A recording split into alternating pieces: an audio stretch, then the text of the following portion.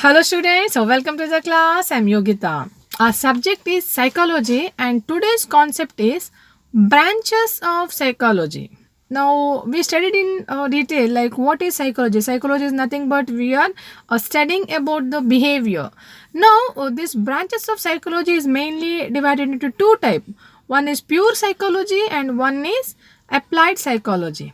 Now let us study this pure psychology. Under pure psychology, we can study further branches like general psychology, abnormal psychology, social psychology, physiological psychology, parapsychology, developmental psychology, geopsychology, and experimental psychology. So, we can study main 8 types under pure psychology. Now, first is general psychology. Now, general psychology here we are studying about the general concept like fundamental rules, regulation, and how this is related with human behavior. And here we are studying about the behavior of normal adult. Okay, so this word comes under general psychology. Next, abnormal psychology. Now, in abnormal psychology, this helps us to to describe any mental disorder, any unusual behavior or unaccepted behavior of an individual. So, now what's the cause? What's the treatment? What's the management? What kind of behavior it is? Now, these all things can be dealt or studied under abnormal psychology. Next, social psychology. Now, social psychology help us to study about the group of people, their attitude, their behavior, their interpersonal relationship, how they are related each other in a society. What is the behavior of an individual or attitude of an individual when they are together, or how they are influenced others in a group and how personally they get influenced by others. So these all things, social beliefs, social norms, social customs. So we can study in detail about all the social aspects under social psychology. After that, physiological psychology. Now, what is physiological? It is like a biological and physiological system in your body. Like, see, we are having lot of organs, lot of systems. Now, how this system influence your behavior? Like any damage to the brain, any impairment to any like a center, or else any deformity, dysfunction of any organ. See, that may influence increased or decreased secretion of hormones. Because of that, your behavior is changed. So now these all things can be studied, your organ system, function, diseases, and because of that how your behavior is changed. Now these all can be studied under physiological psychology. Next we are studying about parapsychology.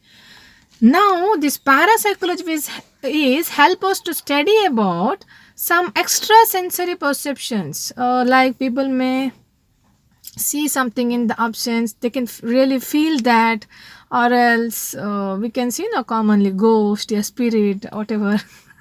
Okay, and we can also study about rebirth, and some are remembering their past birth. You remember what you were before, like in your last birth.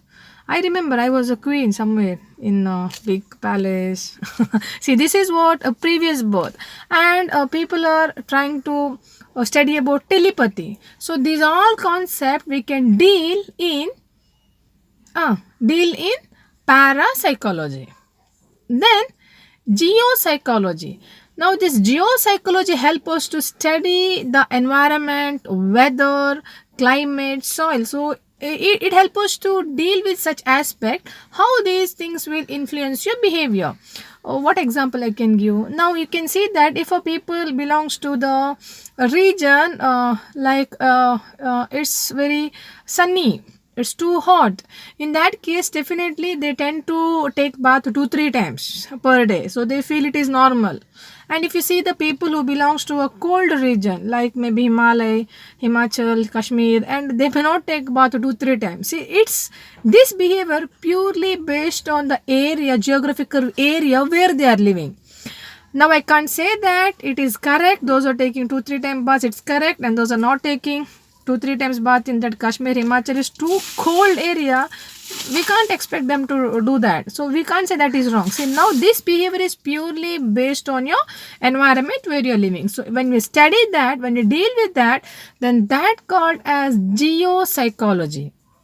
Next, developmental psychology. Now, this developmental psychology deals with a study about the various development aspects from the infant to the old age. Now, again, we can have a different category in this, like child psychology, adolescent psychology, pregnant psychology, old age psychology. So we can study in detail under this branch, but whenever in a whole we are dealing with a concept like about the developmental process in different ages, that is called developmental psychology. And the last one is experimental psychology. Here we are taking or we are dealing with the matter where we are truly conducting some psychological experiments with the help of scientific tools or methods. So that help us to understand in detail about the concept, various things. So this is called experimental psychology. So what we studied, all this comes under pure psychology. Okay, now we are studying about the second type of psychology, that is applied psychology. Now, under applied psychology, we are studying about educational psychology, industrial psychology, clinical psychology, legal psychology, military psychology, and political psychology. So, 6 concepts we can study under applied psychology. Now, educational psychology. Now, here it deals with how the psychology help us to improve the skills of learning, or how it can bring better changes in learning. Example, you can see olden days we had a method like only a teacher centered, like a teacher will give instruction, whatever students will follow that. Now present it has changed into child centered, where we are keeping a child in a core center point and we are meeting a need of that child. Initially beginning or earlier days we had a system that only take your book, study, right, that's it.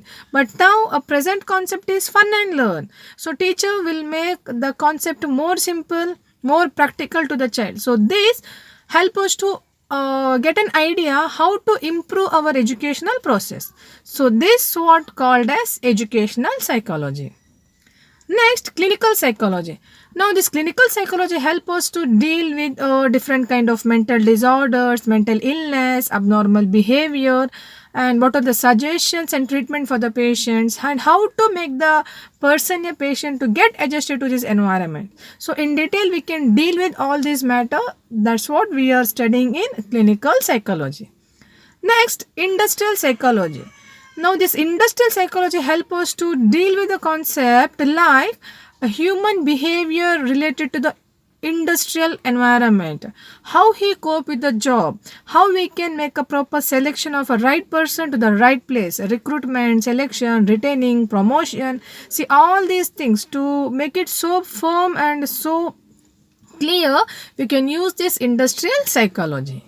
Next, military psychology. Now this military psychology is a branch of psychology which help us to describe how we can make these military people more morally and more stronger during wartime or in case of any emergencies. So they will be more strong to face the consequence. They will be like they will not reveal any confidential matter of state, nation, or any of their planning. So they will be more firm and strong enough to face the consequence and get involved in any kind of critical situations. They will be mentally fit and fine, and physically they are stable to face the situation. These all things can be helped and dealt in military psychology. Legal psychology. Now here legal psychology help us to describe or else study about the legal aspects, like study about the client, the criminals, witness, how they think, how they behave, what made them to behave. So maybe if I killed someone, I did a murder, then what's the reason that I did that, and what is the impact of my behavior to that society, like any family. So these all things can be studied in detail. So here this help us to deal such matters, to study much about the criminals, their mentality, any witness, any legal crime, any offense. We can study all these things, and that deals in legal psychology. Next is political psychology. Now political psychologists help us to study a matter of this politics, like how you can be a leader, how to make some decision making skills, how to face the people, how to improve your communication, how to get involved with the people and making adjustment and working. See, so many matters will comes when you talk about this politics. Nothing much to explain, you know very well that what's the condition of a politics and politicians, how they will change the situation as per in their favor. So they can, we know everything in detail. Even if you turn on the TV, nothing else, we can see only a political debate. So this everything what we are studying is that comes under political psychology. So this is applied psychology, that is educational psychology, clinical psychology, industrial psychology, legal psychology, military psychology, and political psychology. So definitely we had a two branch, pure psychology, under that we studied 8 component, and applied psychology, under that we studied 6 component. I hope you understood. Please keep reading, keep watching, and you can leave any comment in your comment box, as well as I'll meet you in next class with a new concept. Until then, take care of yourself. Thank you all.